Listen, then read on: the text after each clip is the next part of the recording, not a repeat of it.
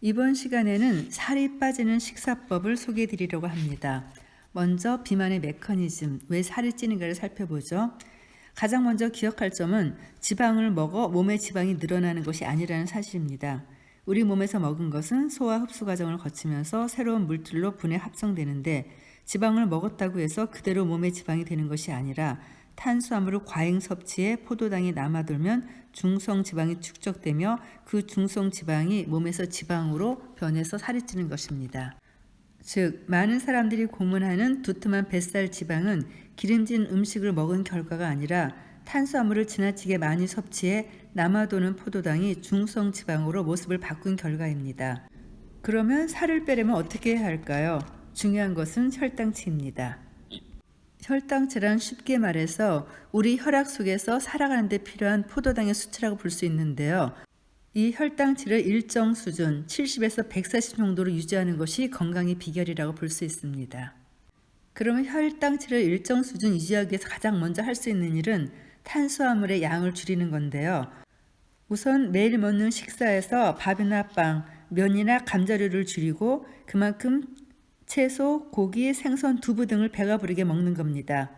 칼로리는 일절 신경 쓰지 마시고요. 캔커피나 주스, 청량 음료는 금물입니다. 특히 저녁 식사에서는 탄수화물을 가급적 줄이는 것이 좋습니다. 만일 탄수화물 식사를 배부르게 했다면 먹고 나서 바로 걷기 등의 운동을 하면 살이 찌는 것을 막을 수 있습니다. 우리가 탄수화물을 일체 먹지 않고 사는 것은 참으로 어려운데요. 그래도 피해야 하는 악성도 높은 탄수화물 식품 5가지를 소개하겠습니다. 악성도 1위, 캔커피, 청량음료, 주스. 애초에 인간이 살아가는데 전혀 필요가 없는 식품이다.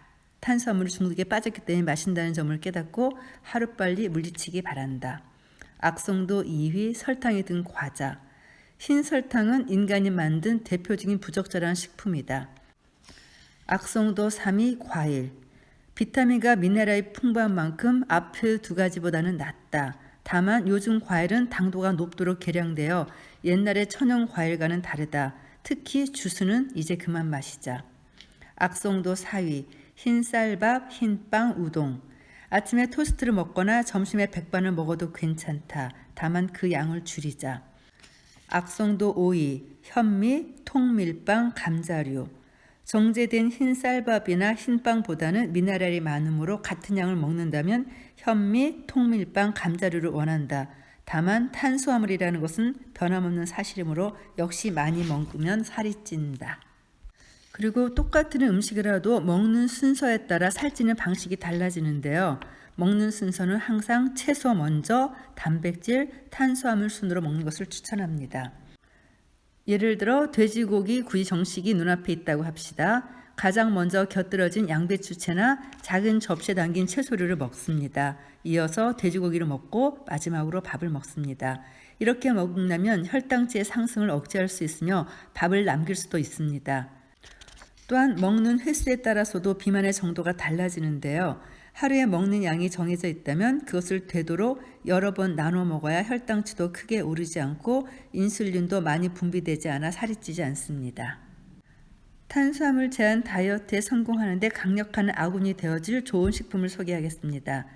해조류와 버섯류는 건강에 필수적인 비타민과 미네랄이 풍부한 반면 탄수화물은 거의 들어있지 않습니다.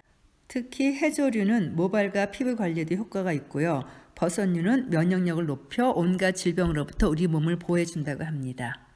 그럼 이렇게 탄수화물을 줄인 식탁을 무엇으로 채워야 할까요? 당연히 단백질과 지방이 남겠죠. 단백질의 대표적인 식품은 육류나 생선, 달걀 같은 동물성 식품입니다. 다만 가공된 소시지류는 첨가물에 발암성 물질이 들어있으므로 무조건 피하시는 것이 좋습니다. 두부 등 콩으로 만든 식품은 적극 권장합니다. 그리고 살을 빼고 싶다면 질 좋은 물을 많이 마셔야 합니다. 하루에 2리터까지는 마셔도 됩니다. 물을 많이 마시면 그것만으로도 혈중 포도당의 용도가 낮아져 혈당치가 내려갑니다. 이제 살이 찌는 것은 지방이 아니라 탄수화물 때문이라는 사실은 충분히 이해되었을 겁니다. 그러나 그동안 지방을 많이 먹는 것이 살이 찌는 주범으로 배워왔기 때문에 지방을 많이 먹는 것은 여전히 두려운 일일 수 있습니다. 하지만 의학 학술지에 소개된 연구 결과를 보면은 빵만 먹었을 때보다는 빵이나 버터, 올리브유, 옥수수유와 같은 지방과 함께 먹었을 때 혈당치가 완만하게 상승한다는 사실을 볼 수 있습니다. 즉, 탄수화물을 단독으로 섭취하기보다 지방과 함께 먹으면 살이 찌지 않는다. 특히 올리브유의 효과는 절대적이다. 그리고 와인, 특히 화이트 와인을 빠지면 살이 빠진다는 연구 결과도 나온 적이 있습니다. 레드 와인은 폴리페놀이라는 항산화 물질이 풍부한 반면 화이트 와인은 주석산이 풍부해서가 아닐까 추정됩니다. 계피도 혈당치를 낮추는 데 효과가 있는 것으로 알려져 있습니다. 노화를 방지하고 혈행을 촉진하는데요. 탄수화물이 많은 빵이나 과자와 함께 먹는 것은 좋지 않습니다. 요즘 들어 글루텐 프리를 내세우는 식품이 늘고 있는데요.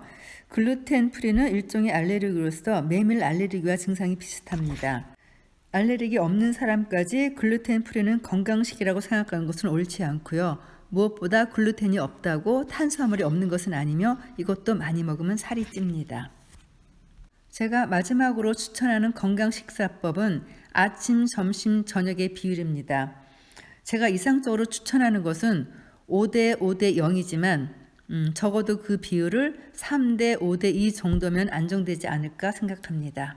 이번 장에서는 살이 빠지는 식사법을 소개해드렸는데요. 다음 시간에는 지치지 않는 힘을 기르는 식사법을 소개해드리려고 합니다. 감사합니다.